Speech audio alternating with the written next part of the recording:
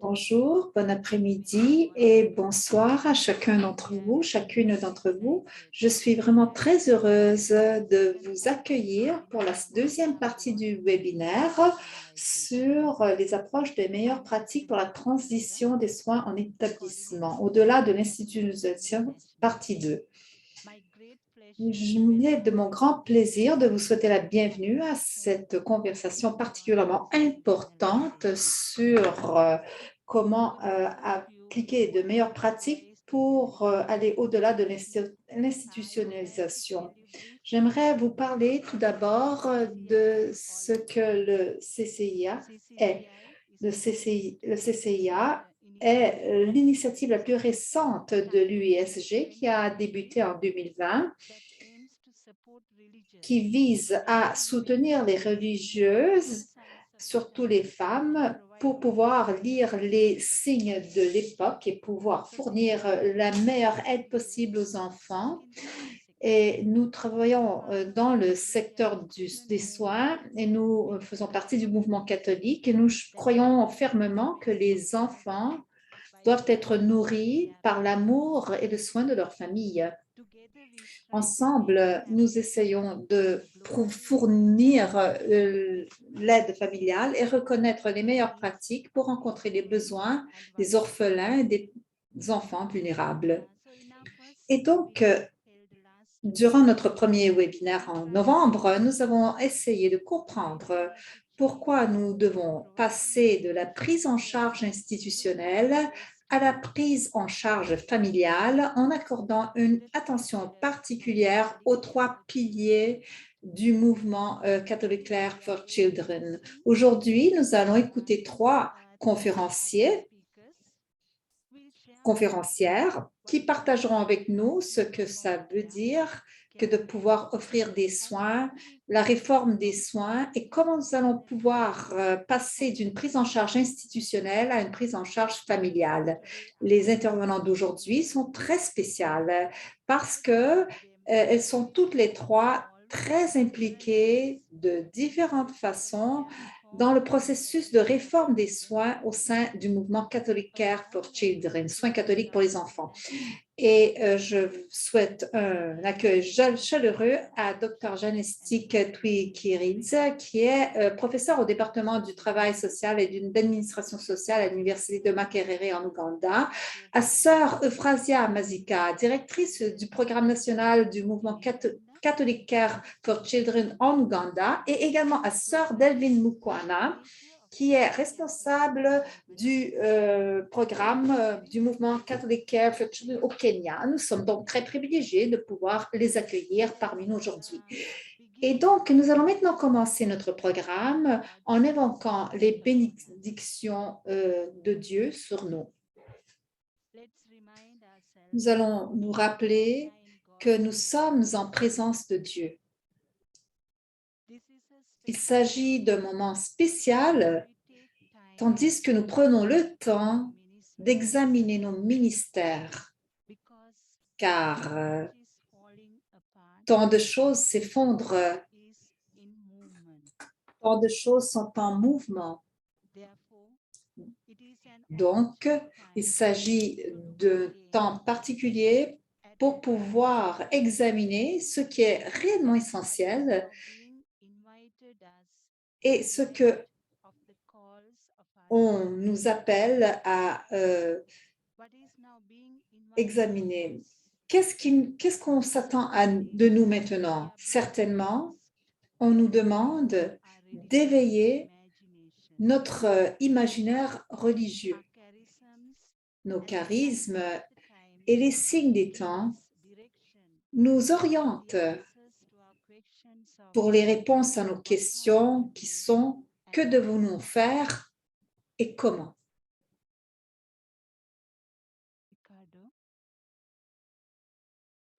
Ricardo.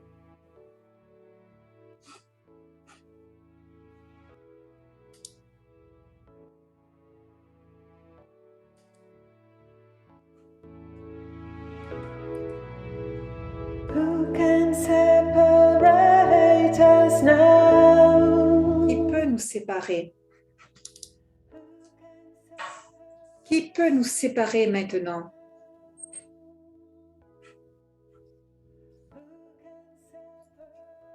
Qui peut nous séparer maintenant?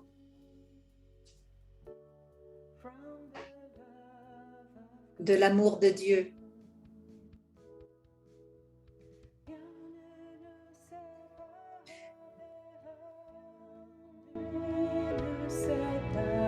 Rien ne nous séparera, lui nous séparera. Rien ne nous séparera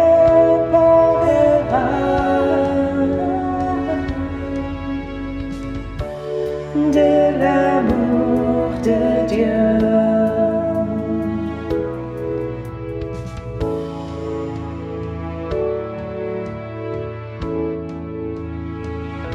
En Dieu.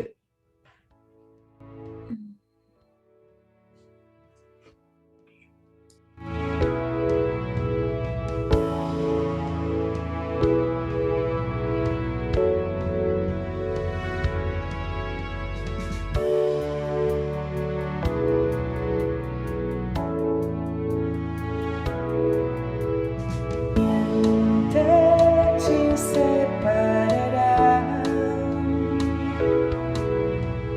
niente ci separerà, niente ci separerà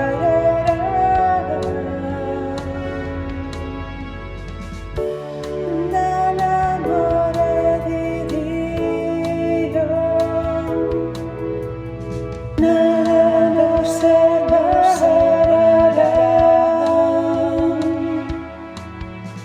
nada nos separará,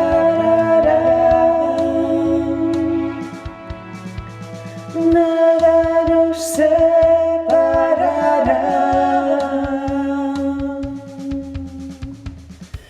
del amor de Dios.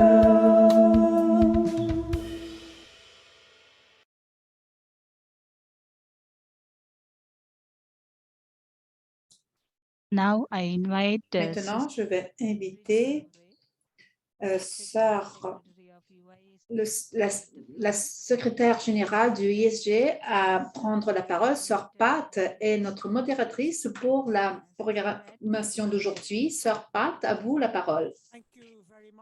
Bonjour et merci, Sœur De Luca.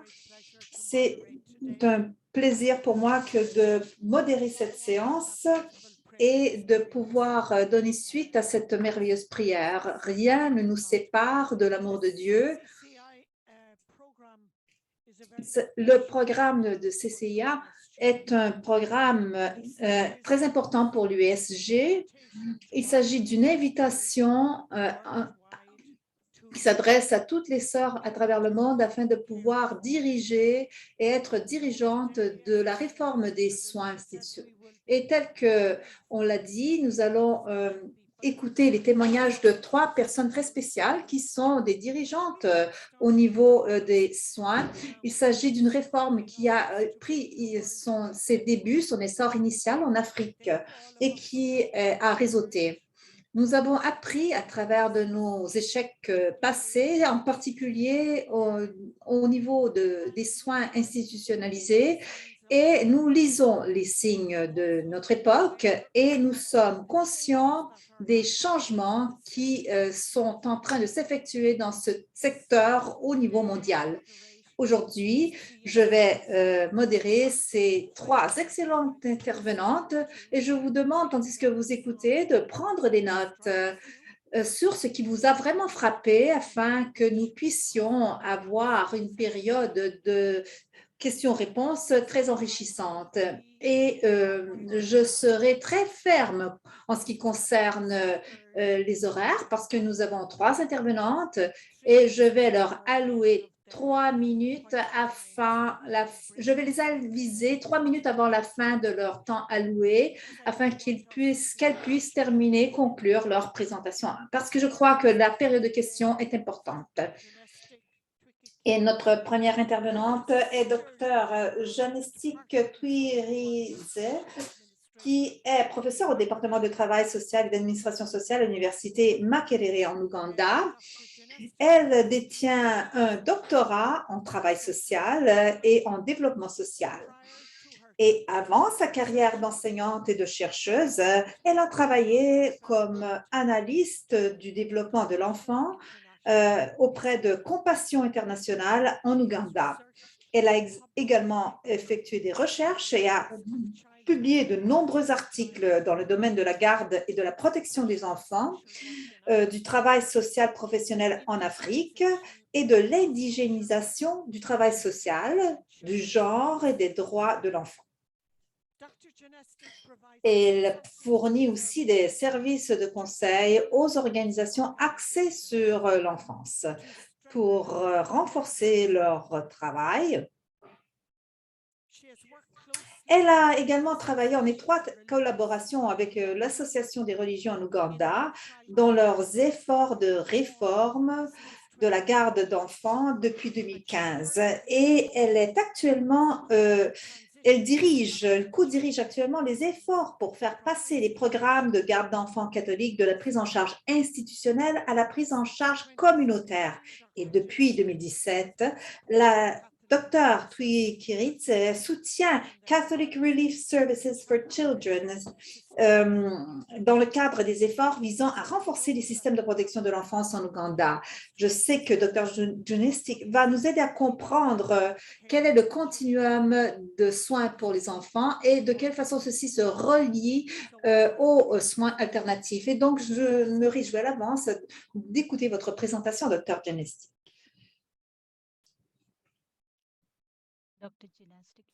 Dr. Junistic, votre micro est éteint.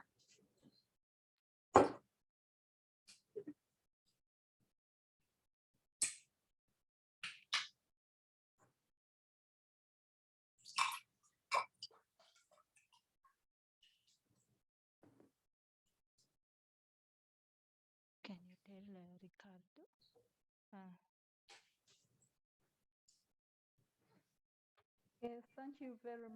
Merci beaucoup pour cette belle présentation. J'espère que vous m'entendez bien. Alors, j'espère que tout va bien se passer parce que ma connexion n'est pas très stable. Je suis très heureuse d'être parmi vous encore une fois. Je revois des visages que je connais déjà. Sœur Plante, très heureuse de vous revoir et Sœur de Luca aussi et beaucoup d'autres. Alors, je vais effectuer un suivi concernant cette conversation. J'aimerais d'abord partager mon écran.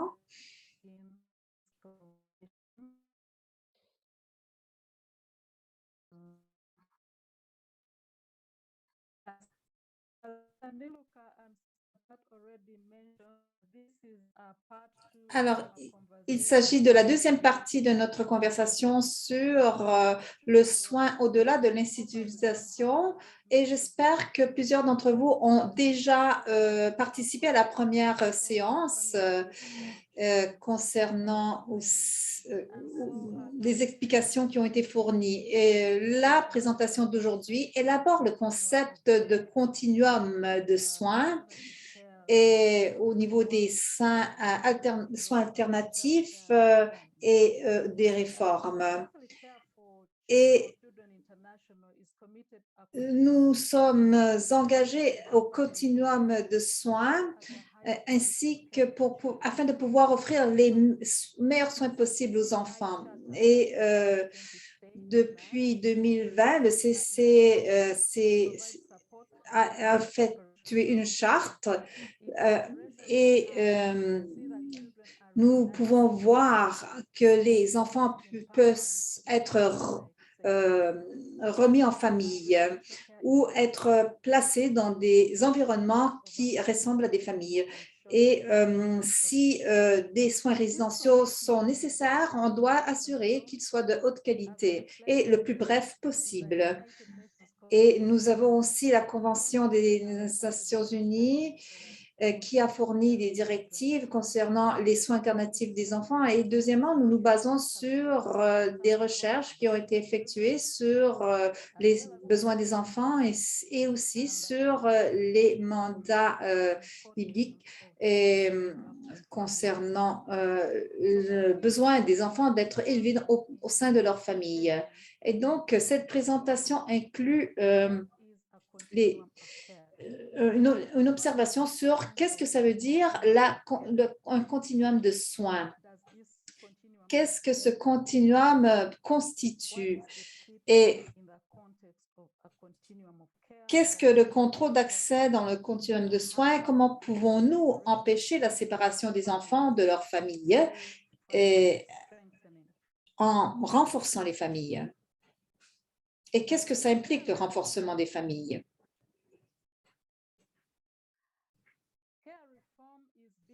Et donc, la réforme de soins, ça a été discuté au niveau international, au niveau de différents contextes.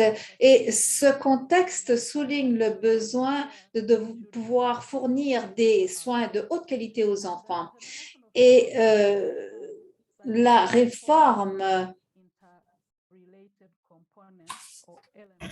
a différents éléments qui sont reliés. Un est de renforcer la capacité des parents et des familles de pouvoir fournir des soins à leurs enfants, se basant sur le fait que les familles sont le meilleur endroit possible pour un enfant, le meilleur milieu possible pour l'enfant. Nous devons aussi prévenir la séparation des familles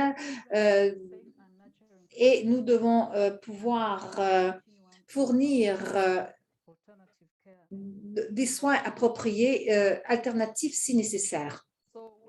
Et donc, lorsque nous parlons de soins alternatifs, nous parlons du genre de soins qui est fourni aux enfants sans la présence des présents. Donc, renforcer la famille afin de pouvoir éviter la séparation est une priorité. Mais on parle de soins alternatifs lorsque ceci est absolument impossible ou lorsque ça représente le meilleur intérêt de l'enfant. Et donc, il y a les options qui sont disponibles pour le soin des enfants qui ont été privés du soin de leurs parents et ce qu'on décrit au niveau du continuum de soins. Alors, les soins alternatifs est ce qu'on peut fournir aux enfants qui sont séparés de leur famille ou de leurs parents. Et ce soin est fourni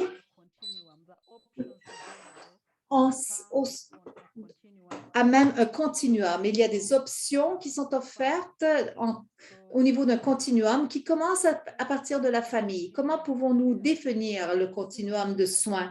Eh bien, il s'agit d'une image des options que nous avons qui suivent un ordre de priorité.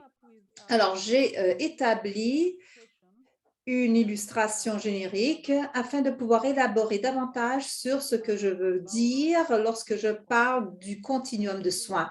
Et si nous examinons l'écran, nous voyons que ce continuum est illustré ici et il peut être, il comprend plus ou moins 3 catégories. Catégorie générale, donc 3 piliers.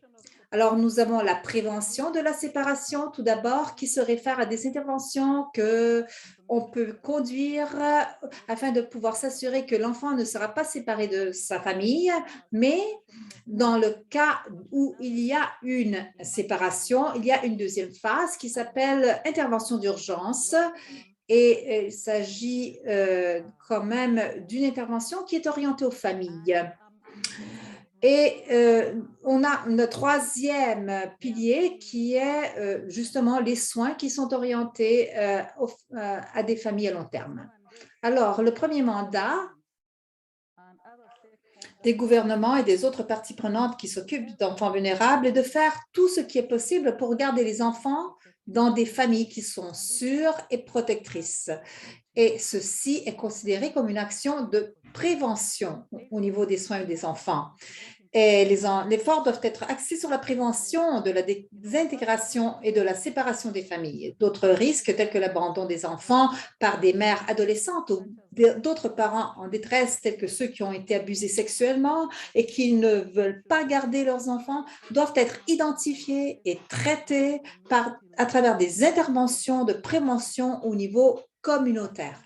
Mais en cas de séparation inévitable, alors, plusieurs options peuvent être envisagées qui sont considérées comme intervention d'urgence afin de garantir la sécurité de l'enfant. Alors, on parle de kinship care, qui est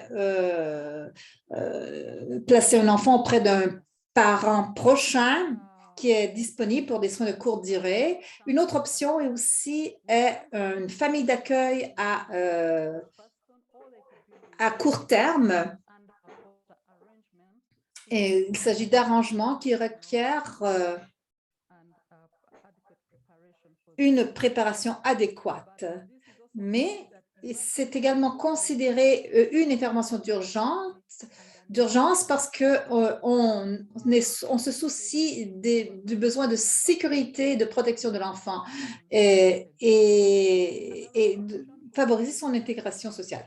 Alors, il y a la transition de soins dans un foyer agréé. Alors, avec ces options, la priorité est toujours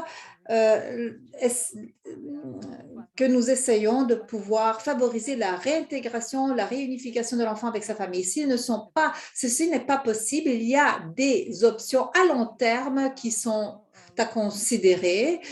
Et donc, encore une fois, on peut placer un enfant auprès d'un parent proche à long terme.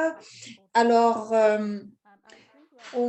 je pense que la différence entre ces différentes options, entre un foyer d'accueil et ces options, est qu'il s'agit d'options contextualisées et qui ne requièrent pas de procédure légale élaborée. Et si ce n'est pas possible, la prochaine option est l'adoption domestique ou une adoption interpays. Il s'agit d'options qui requièrent des procédures légales à suivre et au niveau de l'adoption interpays, et alors ça peut être très difficile de pouvoir viser une réunification avec la famille. Alors, ce genre d'option doit être envisagé avec beaucoup de précautions parce que c'est presque toujours une séparation définitive qui entraîne des difficultés particulières. Et l'adoption interpays est une option qui est après l'adoption nationale parce qu'il y a plusieurs difficultés et ça doit être suivi par des travailleurs sociaux pour assurer la sécurité et l'épanouissement de l'enfant. Et finalement, on a aussi l'adoption, les soins résidentiels ou institutionnels de longue durée qui doivent être considérés comme dernière ressource parce que pour les raisons qui ont été élaborées avant. Alors, nous avons également mis au point une illustration simplifiée du continuum des soins. Et comme vous pouvez le voir, le soin institutionnel est découragé et le but principal est de pouvoir assurer que l'enfant soit retourné dans un milieu familial aimant et sûr. Et lorsqu'on considère le continuum de soins, il y a des principes centraux qui doivent être considérés. Donc, le principe de nécessité vise à prévenir le besoin d'une prise en charge alternative inutile et à promouvoir la prise en charge parentale en posant une question importante. C'est-à-dire, la prise en charge alternative est-elle réellement nécessaire? Et si l'enfant a besoin d'une prise en charge alternative, le principe d'adéquation entre en jeu. L'adéquation soulève la question, est-ce que la prise en charge alternative répond à l'intérêt supérieur de l'enfant? Et deuxièmement, est-elle fournie d'une façon qui réponde aux normes de qualité minimale pour la sécurité et le développement de l'enfant? Et donc, ce principe ne doit pas être généralisé, mais doit être étudié cas par cas. La détermination de l'intérêt de l'enfant doit être de l'intérêt supérieur de l'enfant, tient compte de la situation et des caractéristiques personnelles de l'enfant et identifie les formes de prise en charge qui assurent une stabilité à long terme dans la vie de l'enfant. Et donc, le principe d'adéquation exige que différentes options de prise en charge soient évaluées et que l'option sélectionnée réponde aux normes minimales générales et aux besoins de l'enfant tels que la protection, l'accès aux services de base, y compris l'éducation et la santé, ainsi que le personnel et la capacité des soignants. La priorité devrait être accordée aux solutions familiales et communautaires avec un recours très limité aux soins institutionnels, en particulier pour les enfants de moins de 3 ans. Nous devons aussi souligner l'importance d'assurer à ce que toutes les décisions concernant la protection de remplacement tiennent pleinement compte de l'opportunité en principe et de maintenir l'enfant aussi près que possible de son lieu de résidence habituel afin de faciliter les contacts et la réintégration potentielle avec sa famille afin de minimiser les perturbations de sa vie éducative, culturelle et sociale. Donc, à ce sujet, il y a d'autres points importants à souligner et pour guider la prise de décision le long de ce continuum de soins. Un est la stabilité et la permanence. Il s'agit, par exemple, si on place un enfant dans un foyer, nous devons vous demander s'il s'agit d'une situation qui offre la stabilité, parce que souvent, on a des situations où les enfants sont déplacés d'un foyer à un autre, il n'y a pas de permanence et dans ces circonstances, le bien-être de l'enfant est affecté par un manque de stabilité. Et un autre point important est de garder les frères et les sœurs ensemble. Ceci est très important. Et ensuite, on doit reconnaître des soins formels et des soins informels par des proches ou par d'autres personnes comme des options de soins valables. Donc, on ne peut pas ignorer les soins informels. Encore une fois, il y a des directives et des protocoles qui considèrent les soins institutionnels comme dernier recours. Alors, nous avons aussi la gestion des barrières. Et j'aimerais élaborer ce concept parce qu'il s'agit d'un concept commun qui a été utilisé au niveau des réformes, surtout au niveau des soins alternatifs. La gestion des barrières et le contrôle est un concept courant qui a été utilisé dans les réformes de soins et plus particulièrement dans le soin alternatif.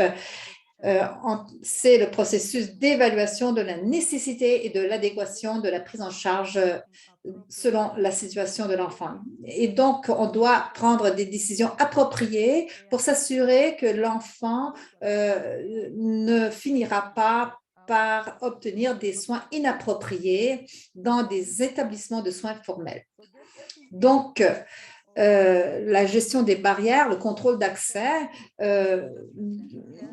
implique la vérification de toutes les admissions potentielles à la prise en charge alternative formelle et veiller à ce que toutes les options sûres et disponibles à la prise en charge familiale et communautaire ont été envisagées. Et ça implique aussi de placer les enfants dans une prise en charge alternative seulement lorsque c'est absolument nécessaire. Et finalement, ça implique aussi d'ouvrir des portes, d'ouvrir l'accès à des enfants qui sortent du système de prise en charge formel. Et donc, on a différents éléments impliqués. Un premier est une évaluation complète, examiner la situation problématique à partir de différentes dimensions et Ça veut dire recueillir des preuves, documenter la situation pour représenter et comprendre les problèmes. Et aussi, l'évaluation est très importante. Ce n'est pas quelque chose qu'on peut faire à la légère. Deuxièmement, on doit aussi effectuer une bonne planification afin de pouvoir faire en sorte que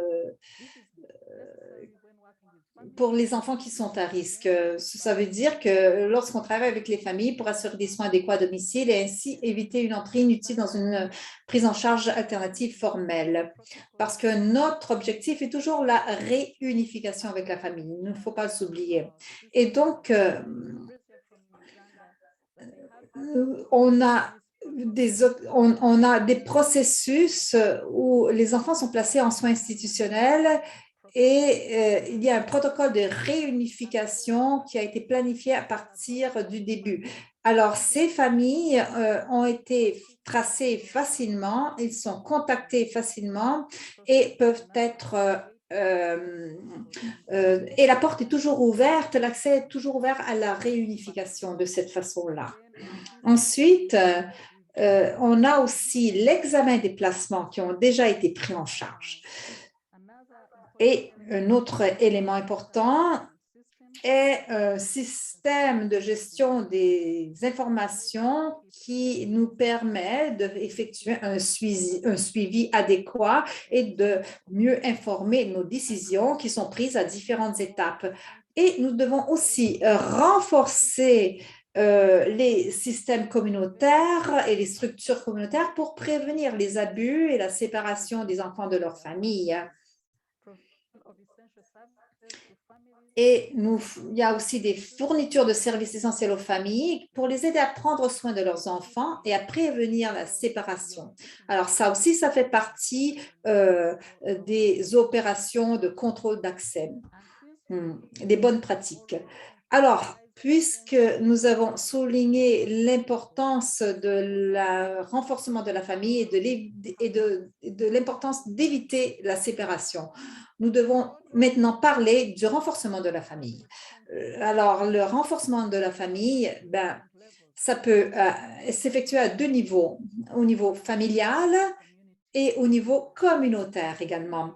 Au niveau familial, on a des interventions ciblées pour les familles et les enfants, et tandis qu'au niveau communautaire, on vise la fourniture de services qui visent des thèmes au sein de la communauté qui vont favoriser l'intégration des familles à risque et renforcer les structures qui offrent des protections aux familles.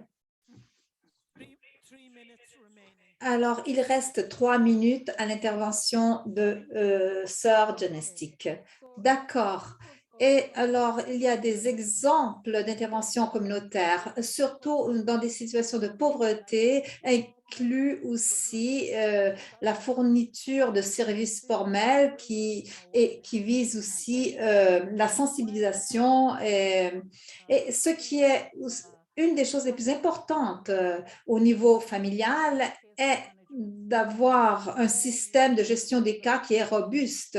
Lorsqu'on évalue une situation, on identifie les cas de risque et nous devons trouver des façons spécifiques, un plan spécifique d'intervention au niveau des familles. Ça peut être, par exemple, à un niveau matériel ou même à un niveau non matériel, parfois seulement un conseil, un soutien social, la participation à des programmes d'aide parentale peuvent être suffisants pour créer le milieu plus propice à la prise en charge de l'enfant en famille. Et donc, nous avons aussi, ce n'est pas seulement une question de fournir du soutien et du secours, mais il faut vraiment bien évaluer le problème afin de pouvoir comprendre le besoin, effectuer une identification, une évaluation, une planification, une mise en œuvre et un suivi. Alors, voilà. Ceci requiert de la participation, des approches multisectorielles, de la collaboration entre partenaires, une sensibilité culturelle pour s'assurer que les interventions de renforcement de famille sont durables et qui soient visées, axées sur l'enfant. Et donc, pour terminer, les soins à travers les familles natales est souhaitable et devrait être favorisé à travers des programmes de renforcement des familles. Et la séparation des familles de naissance est parfois inévitable. C'est la raison pour laquelle nous parlons de soins alternatifs. Les soins alternatifs définissent un continuum de soins qui sont basés sur des priorités et qui prennent en considération le retour, la réunification familiale. Le continuum de soins comprend plusieurs options spécifiques, mais ces décisions doivent être adaptées selon le contexte. Bien sûr, merci et à plus tard. Dr. Janestic, j'aimerais vous remercier pour votre excellente présentation. Alors, plusieurs participantes ont demandé de pouvoir obtenir une copie des diapos. Nous allons être heureux de pouvoir les partager avec les participants parce que tous les éléments que vous avez soulignés nous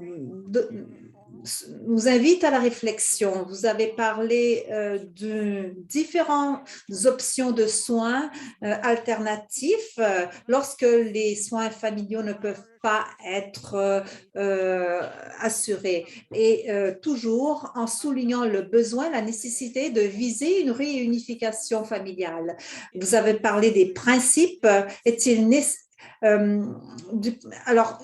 Des questions à poser. Est-ce que ces soins alternatifs sont nécessaires ou souhaitables?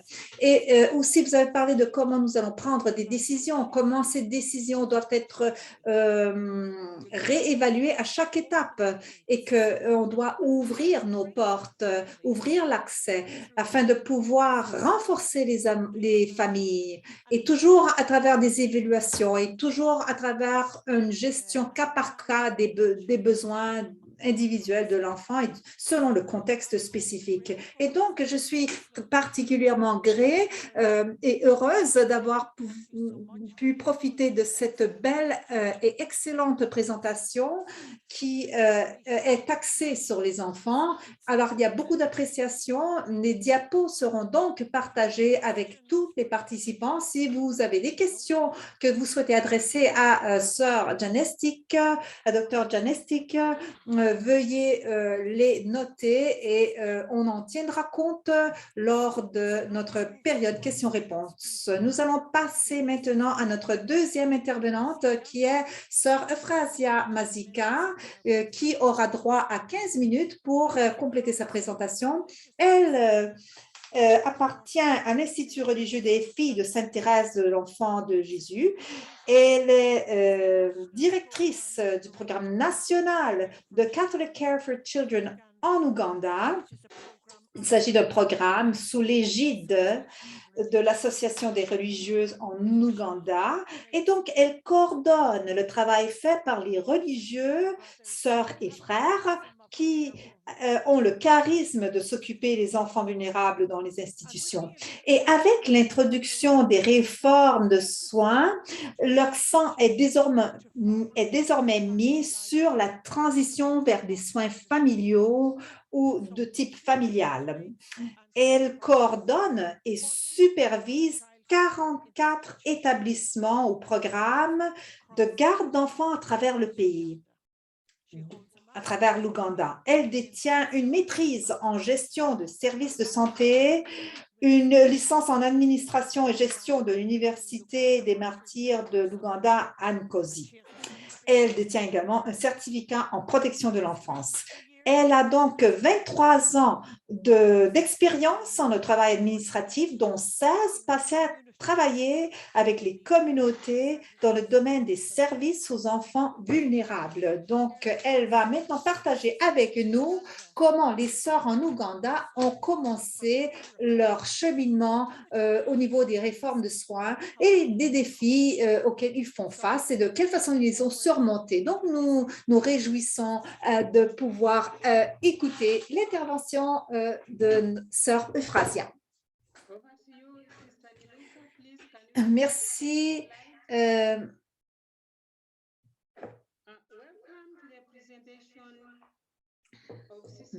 Alors, merci à la, et, alors, recevez les salutations de sœur Euphrasia Masika qui remercie les organisateurs de m'avoir invité à partager avec vous comment les sœurs en Ouganda se sont organisées et ont travaillé pour la réforme des soins. Nous avons entendu Dr. Janestic, la partie théorique, et je dois partager la réforme des soins en action par les sœurs. Alors, je remercie de pouvoir parler et de partager nos façons de pouvoir travailler en Ouganda. Et les sœurs en Ouganda ont le charisme de s'occuper des enfants. Il y a 17 institutions qui sont directement en ligne avec le soin des orphelins et des enfants vulnérables. Nous fournissons des soins à travers 44 institutions, des programmes sous des différentes catégories d'enfance. Nous avons des orphelins double ou simple de 0 à 18 ans. Nous offrons des soins aux enfants handicapés, en particulier ceux et celles qui sont négligés ou rejetés par leur famille. Nous offrons des soins aux enfants handicapés, physiques et mentaux. Nous offrons aussi des soins aux enfants malvoyants, muets et sourds. Et aussi, nous offrons des soins aux enfants de femmes emprisonnées. Et il n'y avait pas des structures autrefois formelles pour gérer tout ça. Et donc, l'Association des religieuses de Ouganda ont pensé à un programme qui aiderait les sœurs à travailler au sein de ces objectifs. Et ce programme est le Catholic Care for Children en Ouganda, qui a été fondé en 2015 suite à une conversation qui a eu lieu entre la secrétaire générale de l'Association des religions en Ouganda, d'alors, et sœur Margaret Kubanse et Kathleen Mahoney de la fondation GHR aux États-Unis. Et l'organisation concernait comment pouvoir offrir une réforme de soins en Ouganda. Et le programme est dirigé par des sœurs et est axé sur le charisme pour s'assurer que les enfants puissent grandir dans des familles sûres et aimantes. Et donc, il est important de comprendre ce qui a inspiré les sœurs en Ouganda. Les sœurs devaient se conformer aux lois internationales et nationales. Et au cours des années, entre 2012, 2013, entre autres, jusqu'en 2016, il y avait des lois qui étaient appliquées dans les pays et qui visait l'institutionnalisation. Ce n'était pas seulement au niveau national, mais aussi international. Il y a eu donc un déplacement qui s'est effectué au niveau international et nous avons la Déclaration des droits de l'homme, nous avons la Convention des droits de l'enfant, nous avons aussi la Charte africaine des droits et du bien-être de l'enfant en 1990 et il y a aussi la constitution de la Nouvelle République de Ouganda en 1995. Il y a eu des amendements sur la loi des enfants en 2016. Il y a aussi le cadre de soins alternatifs national en 2012 et qui fournit des directives sur comment on devrait s'occuper des enfants et qui vise et qui parle aussi de l'institutionnalisation. Donc, les sœurs devaient appliquer toutes ces lois. Et aussi, les sœurs, c'est qu'en 2015, il y a eu une étude qui a été menée et on a voulu combler les lacunes. Et les conclusions de cette étude disaient qui ont révélé que bien que les sœurs s'occupaient bien des enfants, il fallait quand même suivre des bonnes pratiques telles qui étaient mentionnées dans les lois et les politiques. Et deuxièmement, les sœurs devaient être guidées et finalement, les sœurs avaient des connaissances, avaient besoin d'améliorer leurs connaissances au niveau du travail social et de la protection à effectuer.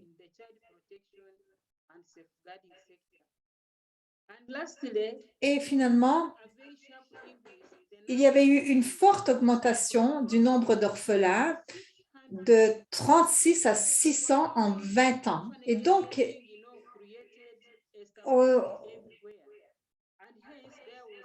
il y avait donc un grand besoin de réforme au niveau des soins de l'enfant. Alors, qu'est-ce que les sœurs ont fait?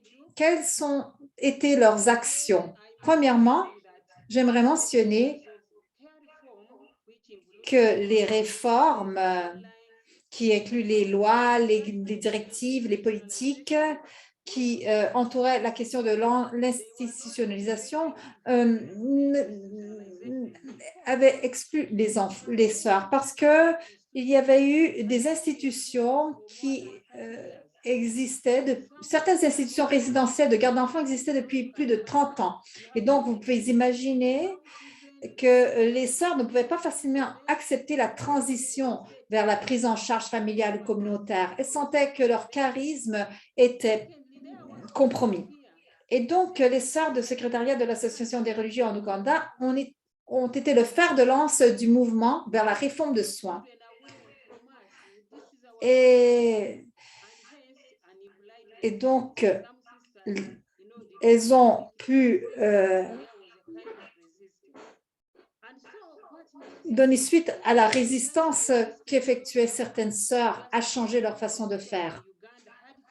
Et elles ont fait plusieurs choses pour pouvoir appliquer la réforme. Ils ont créé un bureau pour les soins en Ouganda pour s'assurer que les sœurs appliqueraient les lois et les politiques qui ont été mentionnées plus tôt. Et donc, le travail était de s'assurer que les sœurs appliquaient les directives. Deuxièmement, on a aussi eu un partenariat qui s'est formé avec la Fondation GHR pour le soutien des ressources. Et nous avons obtenu des soutiens au niveau d'entités internationales et autres. Et donc, troisièmement, les sœurs ont commencé par cartographier les instituts religieux dont les charismes étaient en accord avec la prise en charge des enfants. Et donc, ils ont identifié des différentes associations, dont 7 foyers pour bébés, 8 foyers pour enfants, 4 centres de réadaptation, 8 programmes communautaires et 17 écoles avec annexes pour enfants handicapés, malvoyants et sourds.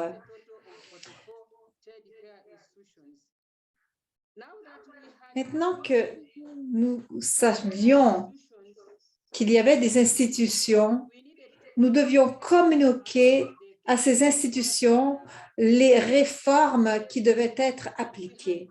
Et nous avons dû parlé à toutes les parties prenantes, les évêques et autres, et aussi les propriétaires, les gestionnaires de ces foyers, de ces institutions. Nous avons communiqué avec eux et on a établi des ateliers. Il y a eu des rencontres avec les évêques et on a eu des réunions et on a parlé, on a partagé de comment effectuer cette réforme. Et ils nous ont encouragés à continuer et nous avons cherché un directeur, un guide afin de pouvoir guider la phase de mise en œuvre. Et il y a eu la politique de protection de l'enfant qui devait être mise en œuvre. En plus, les sœurs se sont lancées dans une campagne de sensibilisation rigoureuse du personnel des institutions de garde d'enfants pour comprendre le cadre juridique et ses implications sur la non-conformité. Nous devions apaiser leurs craintes de perdre leur emploi et on a parlé du cadre juridique et aussi on a entrepris des initiatives de développement des capacités au niveau de la protection de l'enfant. Et on peut voir certains des administrateurs et des travailleurs sociaux qui étaient au siège de l'association en Ouganda, qui ont reçu leur diplôme. Alors, il s'agit de formations de 2 à 3 semaines. Et il y a aussi des formations à plus long terme. Alors, il y a plusieurs sœurs qui ont été formées, 86, en travail social, protection de l'enfant, gestion des cas, conseil, physiothérapie. Elles ont toutes obtenu des diplômes, des baccalauréats ou des maîtrises. Alors, une autre étape était de comment faire en sorte d'améliorer notre collaboration avec les gouvernements et nous devions appliquer les lois nationales. Et donc, il fallait obtenir les permis nécessaires pour pouvoir continuer à œuvrer. Et donc, il fallait établir des liens avec le gouvernement. Alors, les sœurs sont sorties de leur cocon et ont relevé le défi d'interagir avec les gouvernements, avec les institutions, et afin de pouvoir continuer à mener à bien leurs efforts auprès des enfants. Et ensuite, il y a eu des évaluations communautaires, des visites. Et parce que nous visons la réunification de l'enfant avec sa famille. Et donc, il faut donc, pour pouvoir favoriser cette réunification, il faut effectuer des évaluations. Il y a des sœurs qui ont été encouragées, qui ont été formées à faire ces évaluations et auprès des familles. Et il y a eu un effort de coordination qui a été effectué entre les membres de la famille et les institutions et les membres de la communauté afin de nous informer sur les développements des situations là où c'est possible de pouvoir effectuer une réunification. L'enfant est réunifié. Ma sœur, vous avez 3 minutes encore. Alors, en ce qui concerne la réunification, on voit ici l'enfant ici avec habillé en jaune qui a été réuni à sa famille.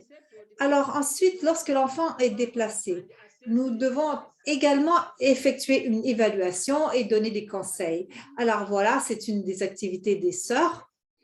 Ensuite, il y avait plusieurs défis aussi qui ont été relevés. Un était la peur de l'inconnu. Deuxièmement, il y a la crainte de perdre notre mission. Comme je vous le disais, les sœurs travaillent en accord avec leur charisme, mais ils avaient peur de changer leur façon de procéder. Et beaucoup de sensibilisation aux propriétaires des institutions de garde d'enfants à travers des ateliers et des visites à leur bureau ont eu lieu afin de pouvoir exprimer les charismes selon les signes du temps. Et ensuite, il y a aussi des bailleurs de fonds, des donateurs qui nous ont aidé à trouver des foyers pour les enfants. Il s'agissait de notre défi. Et nous devons vraiment trouver des façons les sœurs ont peur de perdre leur emploi, mais ils ont été plutôt formés afin de pouvoir obtenir des compétences nouvelles et qui leur permettent de mener à bien leurs actions. Alors, la formation. Ensuite, alors, les accomplissements. Au fil des années, nous avons enregistré une réduction du nombre d'enfants en institution. Et comme vous pouvez le voir à travers cette illustration, il y a vraiment une baisse importante de 1207 à 311. Pour conclure, nous voyons que la réforme est possible. Toutefois, il s'agit d'un processus long. Il y a eu des hostilités au niveau des familles, des difficultés au niveau des évaluations. Et c'est la raison pour laquelle le Catholic Care in Uganda existe, afin de pouvoir répondre aux besoins des enfants, afin que nous puissions effectuer une transition et favoriser la protection de l'enfant, le bien-être de l'enfant et qu'il soit réuni à une famille qui lui assure sa protection. Ma sœur, merci pour votre merveilleuse couverture du sujet et de ce que vous avez effectué au cours des 6 dernières années. Le processus de l'institutionnalisation est, comme vous l'avez dit, a été incité par un cadre politique et juridique, mais il est très clair que vous avez réévalué votre ministère au sein de votre charisme et vous avez vu que votre charisme vous a appelé à participer à ce changement. Vous avez été très honnête au cours de votre présentation parce que vous avez dit que ça a été un choc pour nous en tant que sœurs. Il y a eu de la crainte, de la résistance, mais le rôle clé que votre bureau a joué au niveau de la formation, au niveau de développement de partenariats, au niveau de parler avec les parties prenantes, au niveau du développement des capacités et aussi en particulier au niveau des développement des capacités. Vous avez vraiment trouvé des façons très innovantes de pouvoir le faire. Et tel que vous l'avez dit, vous avez été aidé par une fondation, la fondation GHR, et donc il est clair que nous devons trouver de nouveaux partenaires afin de pouvoir évoluer et ces partenaires existent. Donc, je suis certaine qu'il y aura des questions à vous poser à la fin et je vous remercie pour nous avoir fourni cette présentation très illuminante et je vous remercie, ma sœur Euphrasia, Et maintenant, nous allons passer à notre dernière intervenante, qui est Sœur Delvin Mrouana, qui a également 15 minutes à sa disposition. Elle est membre des Sœurs elle est gestionnaire du programme de l'Association des Sœurs du Kenya. Elle est responsable pour les soins catholiques au Kenya. Elle coordonne des initiatives dans 25 diocèses catholiques du Kenya et soutient les congrégations dans le charisme des soins. Elle les soutient de façon à ce qu'ils puissent embrasser des façons de soins holistiques afin de pouvoir renforcer les familles et favoriser une déinstitutionnalisation des enfants à partir. Et donc, elle détient un diplôme de l'Université catholique de l'Afrique de l'Est, un diplôme en travail social et développement communautaire de l'Université internationale de Marist. Elle est actuellement en train de finaliser une thèse concernant la planification de projets et la gestion des universités. Donc, Sœur Delvin va partager avec nous les stratégies utilisées par les religieuses au Kenya dans leur cheminement vers la réforme de soins et comment ont-ils accompli leurs objectifs. Et donc, je vous souhaite la bienvenue, Sœur Delvin, et nous nous réjouissons à l'avance de votre présentation. Encore une fois, je vais vous alerter, vous aviser 3 minutes avant la fin de votre temps alloué, de façon à ce que nous puissions passer à la période questions-réponses. Merci énormément, Sœur Delvin. Merci. Ma sœur, bonjour, bon après-midi, bienvenue et bonne année à toutes. C'est avec une joie infinie et avec un grand honneur que je vais partager avec vous ce que les sœurs au Kenya font pour appliquer cette réforme. Et comme vous le savez, la prise en charge holistique de la famille et de la communauté pour les enfants doit être promoue. Je souhaite d'abord remercier les organisateurs de ce webinaire qui veillent sans relâche à ce que nous, agents d'évangélisation, soyons au courant de ce qui se passe à travers le monde lorsqu'on parle de prendre soin des mineurs.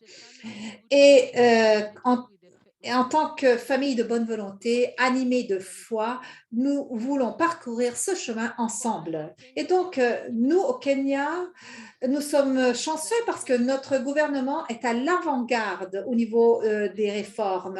Ceci a entraîné la fermeture de certaines institutions dont le but était un but lucratif et qui ne s'occupaient pas de la protection des enfants.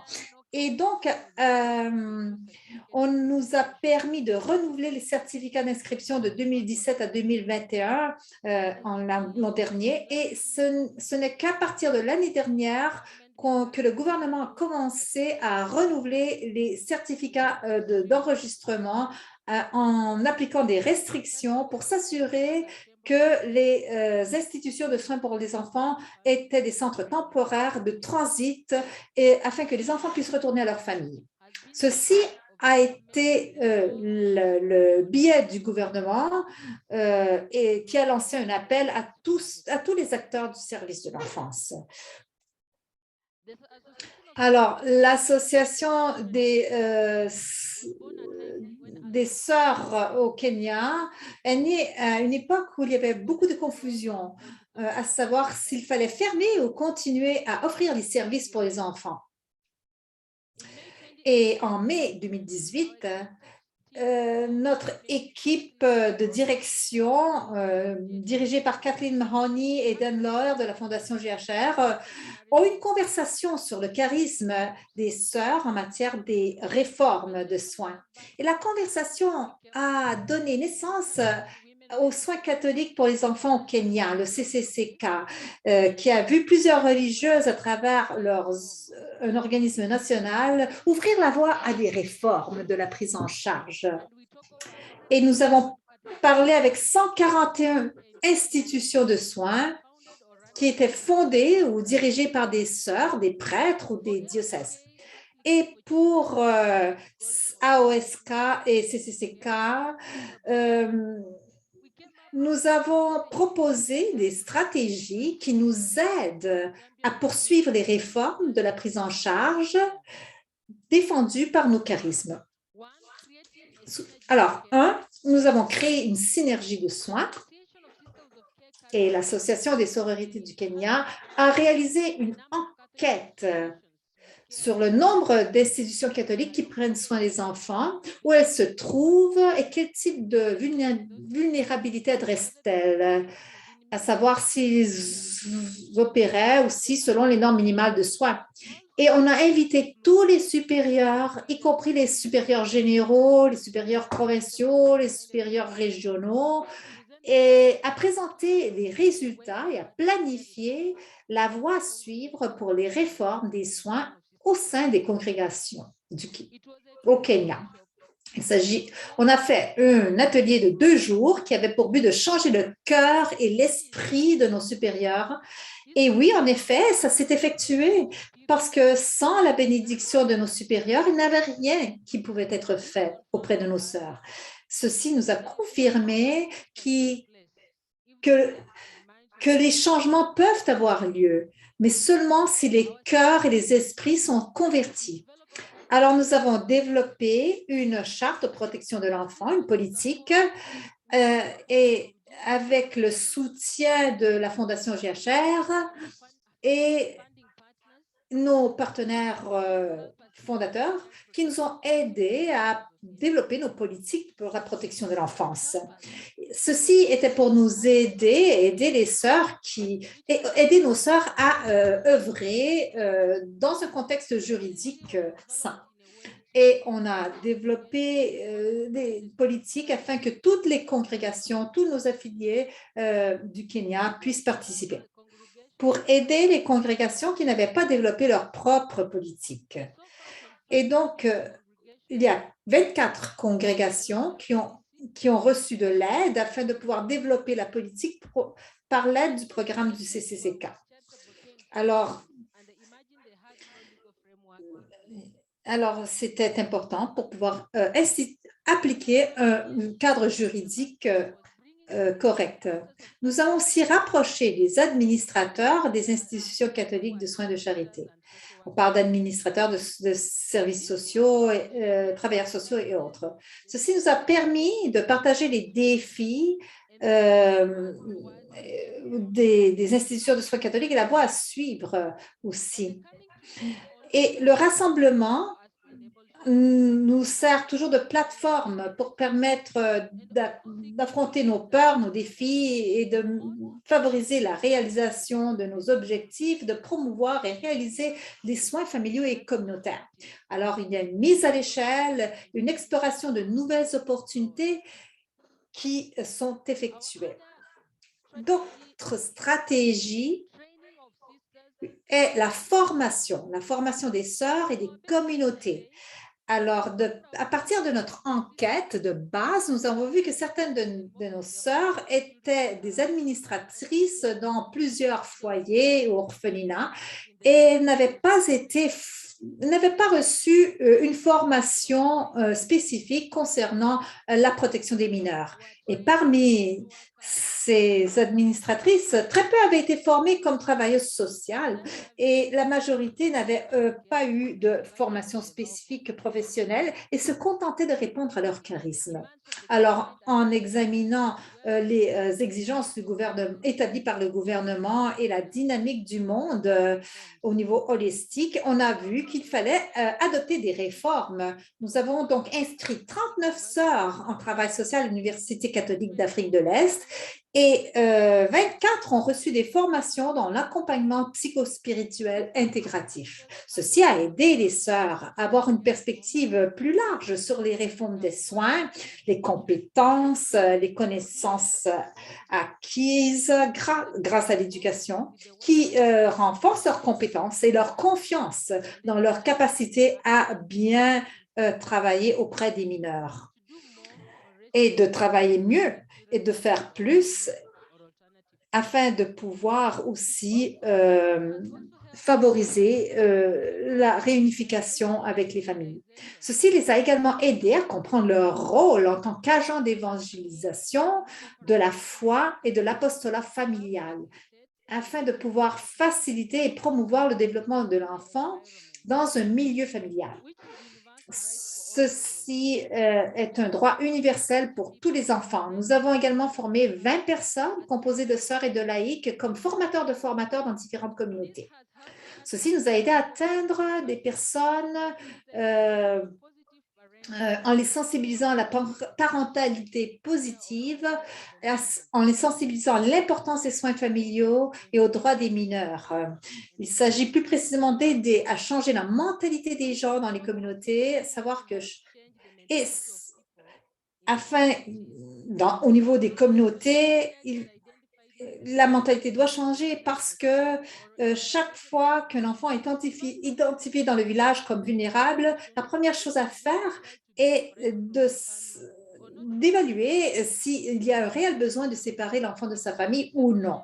Et s'il doit être séparé de sa famille, d'abord, il faut explorer les possibilités familiales et parentales de placement et admettre l'enfant dans une institution éloignée est vraiment le dernier recours.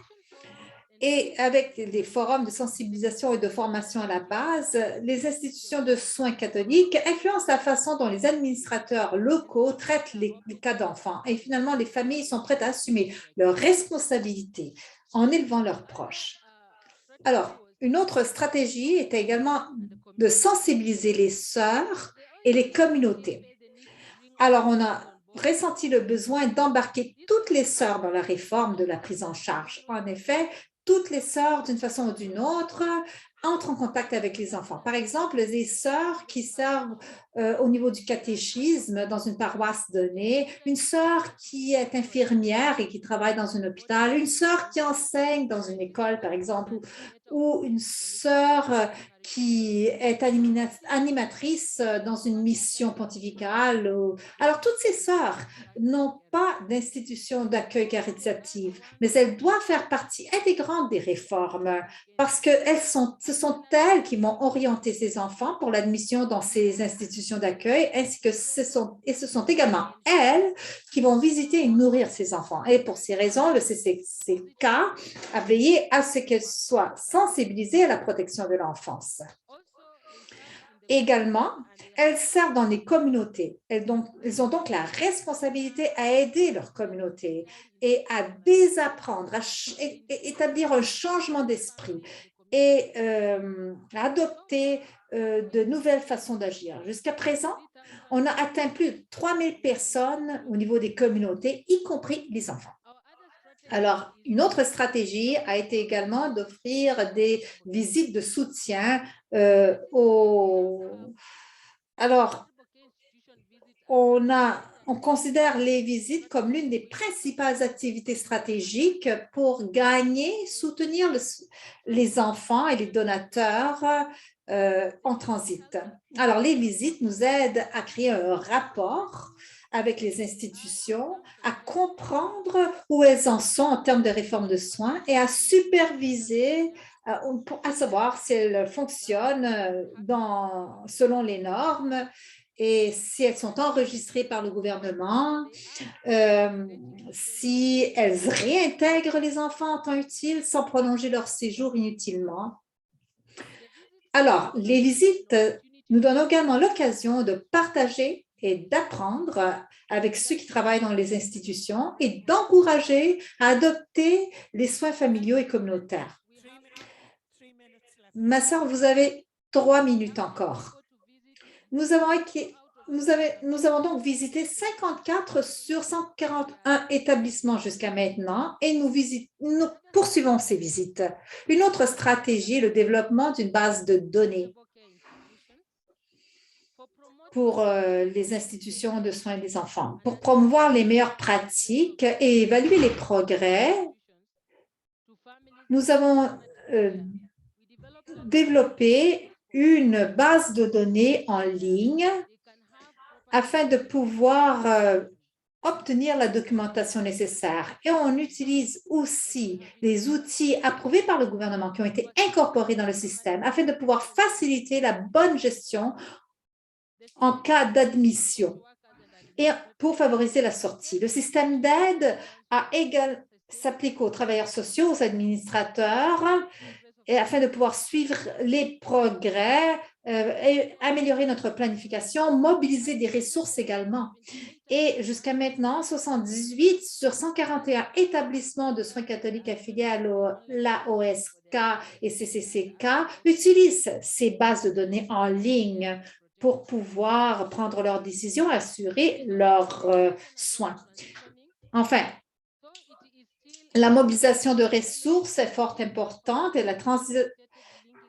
parce qu'on doit relier plusieurs acteurs. Et un de ces acteurs est la société Marcamba, qui pilote actuellement avec 2 institutions du CCK un projet. Et nous espérons que plusieurs autres donateurs se joindront à nous afin de pouvoir renforcer nos efforts. Et nous devons donc améliorer aussi nos actions de mobilisation de fonds. Une dernière stratégie est aussi avoir du soutien CCI à CCI pour accompagner l'encadrement sur le terrain et renforcer la prise en charge et la protection. Alors, ceci nous permet d'échanger, d'améliorer, de surmonter les défis, de discuter de nos succès. Ensuite, le réseautage est donc particulièrement important. Ça nous donne l'opportunité d'approcher d'autres acteurs dans la réforme de la garde d'enfants. Nos premiers intervenants de ce domaine sont le gouvernement. Et on a aussi différents programmes qui sont développés et donc on peut travailler en harmonie. Et la dernière chose est la participation des enfants qui est fondamentale. Et c'est la raison pour laquelle nous effectuons des activités qui ciblent les enfants afin de s'assurer qu'ils soient également sensibilisés sur leurs droits et plus spécialement sur leur droit à grandir dans leur famille. Et donc, certaines de ces activités ciblent les enfants des institutions de soins pour s'assurer qu'ils commencent également à savoir que les institutions ne sont pas des familles. Alors, nous avons enfin une expérience importante avec les institutions catholiques de soins caritatifs dirigées par des sœurs avec un charisme de soins. Il est tout à fait possible de faire grandir les enfants dans des familles ou dans un environnement familial, car les sœurs le font et nous continuerons à le faire. Il s'agit d'une cause qui en vaut la peine parce que ça promouvoit l'avenir de nos enfants. Merci. Merci, Sœur Delvin, pour cette présentation stimulante. Et je vais souligner certains points saillants, particulièrement saillants. Alors, la première chose qui m'a frappée était que nous devons éduquer les gens de façon à pouvoir les diriger dans l'accomplissement d'un changement. Vous avez parlé au niveau des supérieurs générales provinciales, vous avez approché des administrateurs, vous avez travaillé avec des sœurs, avec des communautés, avec du personnel. Donc, vous avez mis en œuvre une approche très holistique afin de pouvoir effectuer ce changement et la gestion du changement qui n'est pas facile. Et ma sœur, vous avez également donné un aperçu de comment vous avez géré ce changement au niveau de changement du système et aussi de comment vous avez poursuivi le changement des esprits et des cœurs des parties prenantes. Vous avez parlé des stratégies qui vous ont aidé en tant que groupe au Kenya. Et j'aime votre phrase finale qui dit que vous travaillez avec des enfants afin qu'ils puissent être conscients de leurs droits et aussi être conscients que les institutions ne sont pas des familles, mais qu'il s'agit d'un endroit de transition. Parce qu'une des erreurs que nous faisons souvent, au niveau de nos institutions, dans nos charismes, nous sommes enclins à nous considérer comme des familles. Ce n'est pas vrai. Nous ne sommes pas des familles, nous ne pourrons jamais remplacer une famille. Et donc, il y a plusieurs commentaires, encore une fois, qui nous arrivent dans différentes langues et pour vous remercier de votre excellente présentation et vous demandant aussi une copie des diapos et de votre texte. Alors, je demande à 3 intervenantes de partager vos textes avec nous afin que nous puissions les rendre disponibles. Alors, s'il y a des questions maintenant, je vous conseille de les taper dans la boîte chat.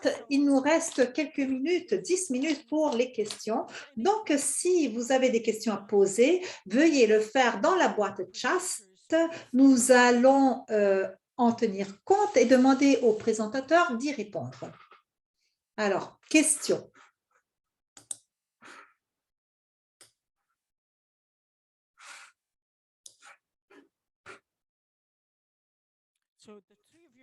Alors, vous avez sûrement effectué un excellent travail, tellement bon qu'il n'y a pas de questions. Alors, on a plusieurs commentaires, on a plusieurs félicitations. Voici une question. Alors, comment les familles d'accueil sont-elles choisies? Alors, ça, c'est une question qui est posée.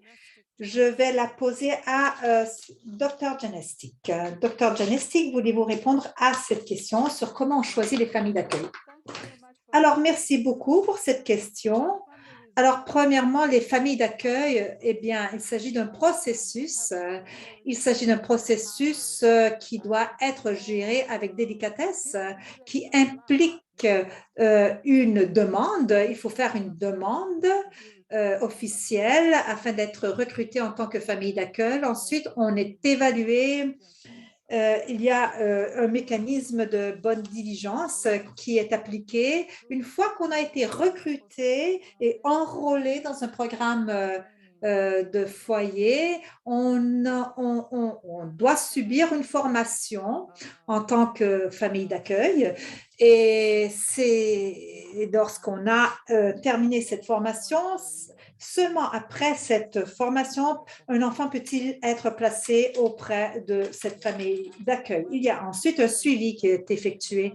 Alors, d'habitude, il y a des familles d'accueil qui sont préparées et formées. Alors, on ne peut pas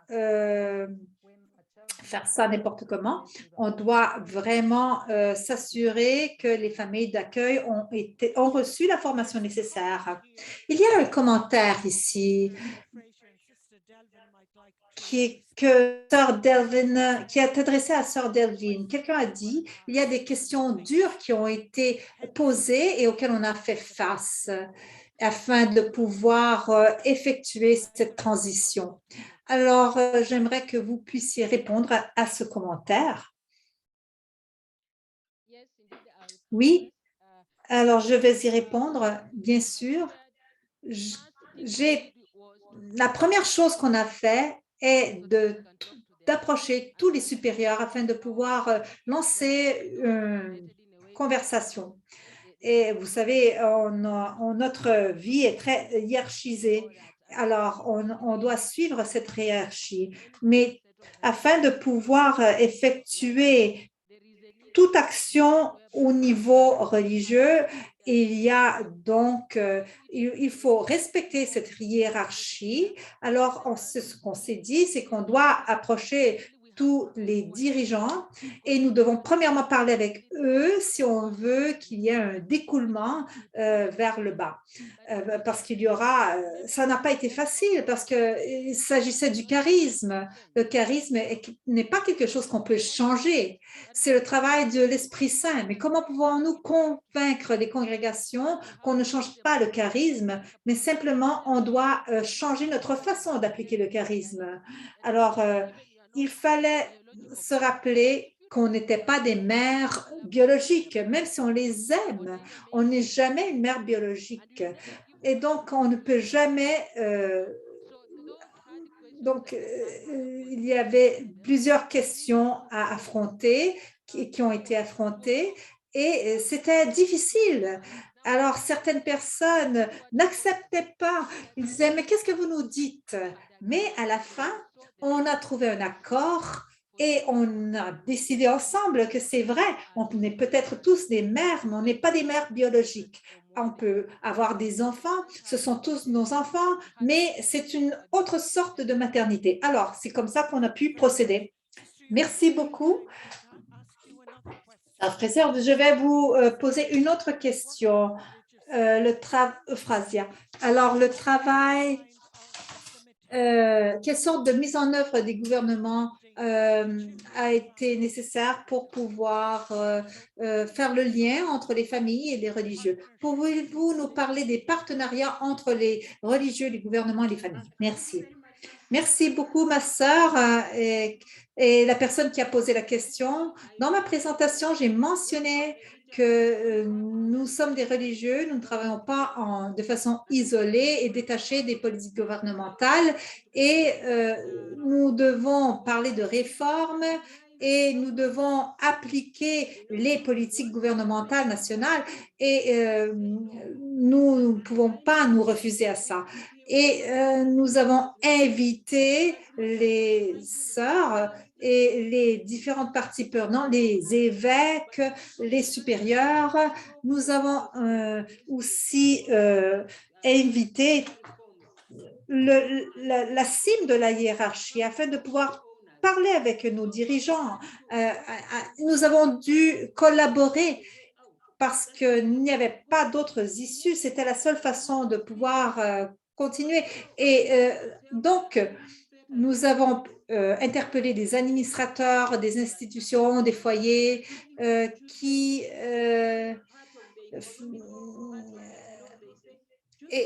afin de pouvoir nous faire connaître, afin de pouvoir s'assurer de quelle façon ça fonctionnait.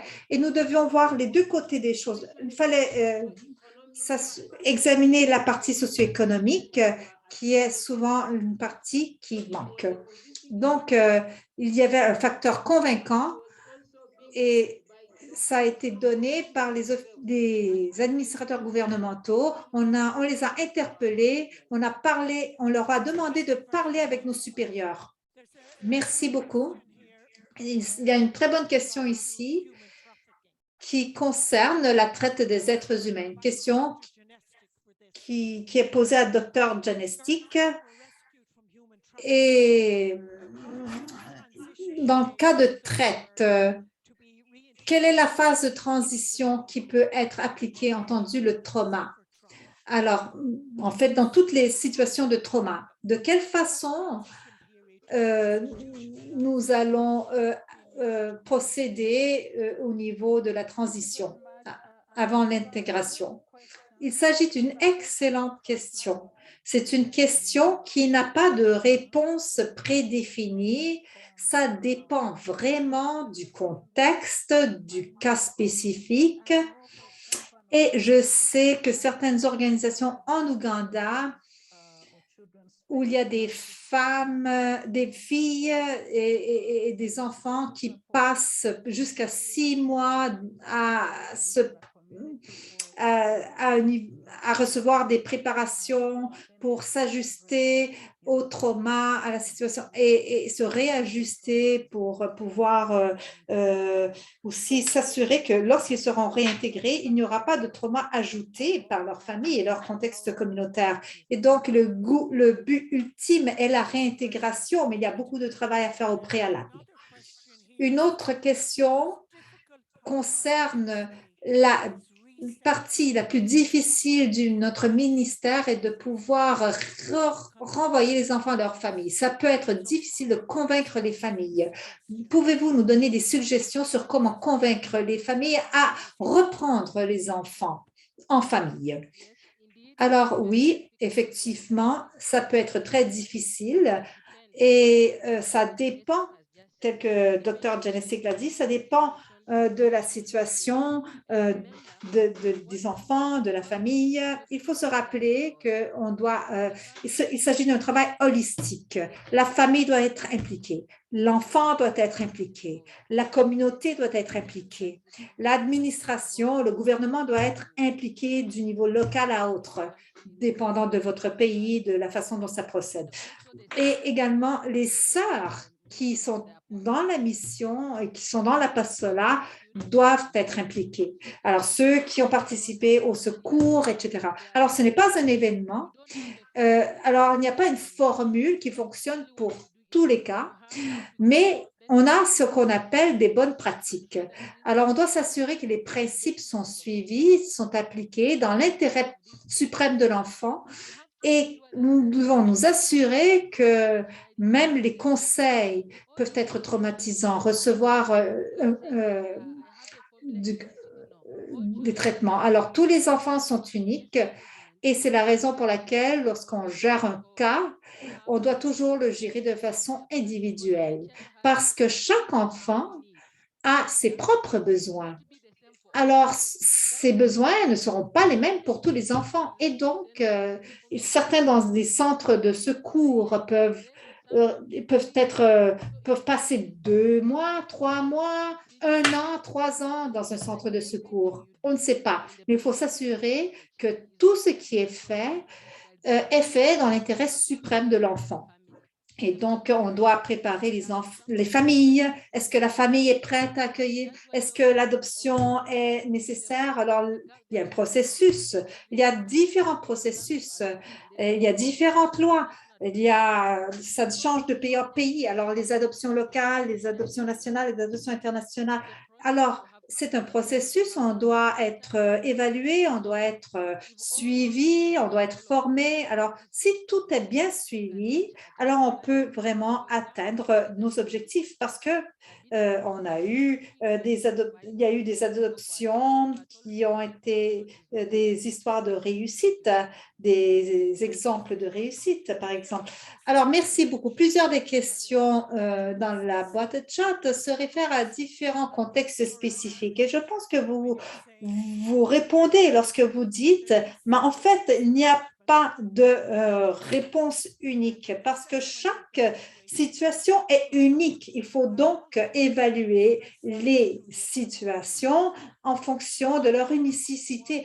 Vous avez tous soulevé ce point dans vos présentations, au cours de vos présentations. Je pense que vos 3 présentations nous dirigent dans une direction très précise. Vous nous dites que les formations sont nécessaires pour les religieuses qui travaillent dans ce domaine. Et vous avez parlé de différents domaines en termes par exemple, le travail social, le conseil, le développement psychospirituel, la gestion de cas. Il y a beaucoup de formations à faire parce qu'il s'agit d'une nouvelle approche. Et donc, d'une façon, mon rôle en tant que UISG est de parler avec les supérieurs générales afin de pouvoir leur montrer leur démontrer les changements qui sont en cours. Ce n'est pas un domaine où la bonne volonté et un cœur bon est suffisant. Il s'agit d'un domaine qui requiert une certaine dose d'expertise. Et je me réjouis à l'avance d'écouter les commentaires finaux de nos 3 intervenants. Quel est le message final que vous souhaiteriez partager avec notre auditoire? Docteur Janestic, Sœur Frésia et Sœur Delva, finalement. Merci beaucoup, Sœur Pat. Alors, mon message final, finalement, c'est de remercier les sœurs, les religieuses pour avoir ouvert leur esprit aux réformes parce que ceci requiert un engagement, requiert de devoir relever des défis profonds Et j'aimerais souligner que en ce qui concerne la prise de décision, l'évaluation à toutes les étapes de notre continuum est important. Alors, pourquoi faire ce choix pour cet enfant? Pourquoi ceci est-il approprié, nécessaire, souhaitable, etc.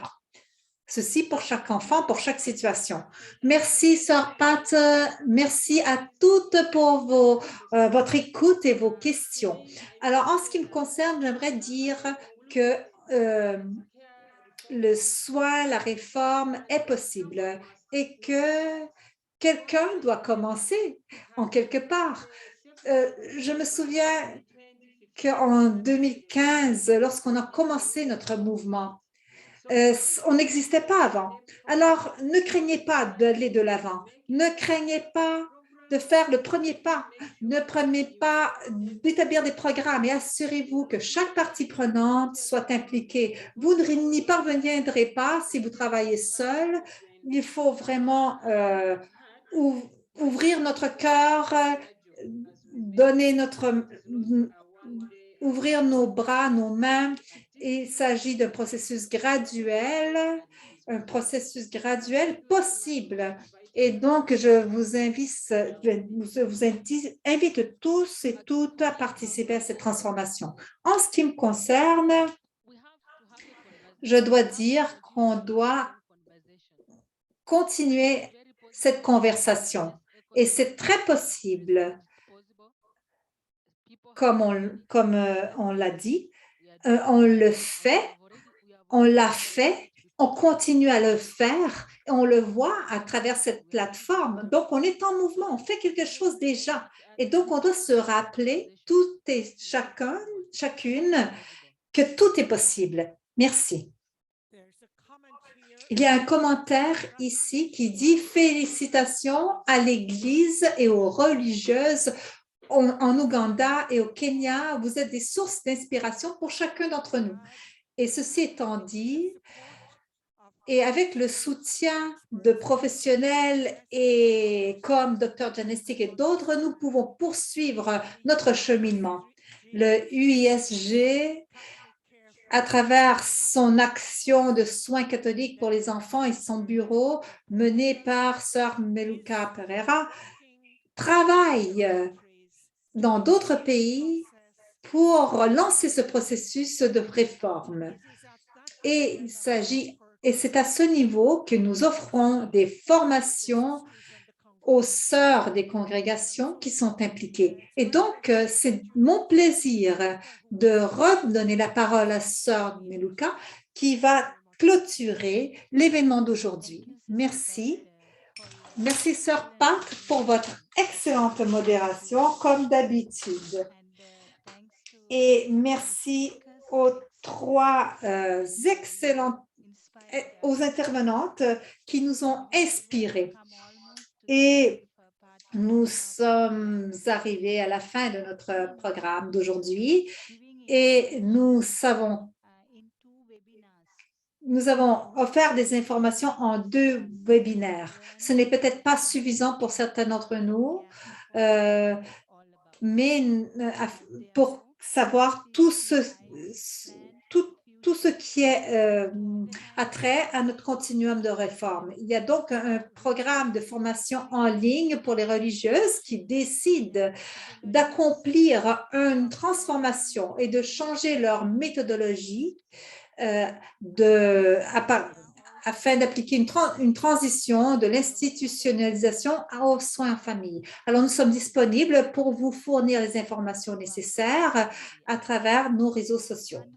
Et vous pouvez vous adresser aussi à vos supérieurs. Alors, nous souhaitons recevoir vos retours sur ce webinaire. Vous allez recevoir un lien par courriel avec un formulaire d'évaluation à compléter, à nous renvoyer. Vos retours sont importants pour nous afin de pouvoir améliorer les services que nous vous offrons. Et donc, je vous demande, s'il vous plaît, de remplir le formulaire et de nous le retourner. J'aimerais remercier tous les pionniers de ce système et de nos 3 intervenantes, Dr. Janestik, Sœur Frésia et Sœur Delvine, pour avoir contribué au succès de ce webinaire et avoir fourni des inspirations qui illumineront le travail de chacune et l'expérience de chacune d'entre nous. Nous admirons votre engagement dans la poursuite du mouvement du CCI et afin d'offrir une famille à chaque enfant. Donc, nous remercions chacun d'entre vous qui se sont joints à nous aujourd'hui et nous nous reverrons bientôt dans les webinaires qui seront offerts à l'avenir. Donc, prenez soin de vous et que Dieu vous bénisse.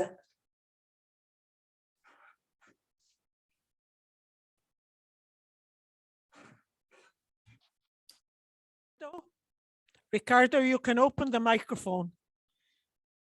Or Claudia, if you have the Claudia, you can open the microphone. microphone. Claudia, vous pouvez ouvrir le micro? Merci, merci, merci.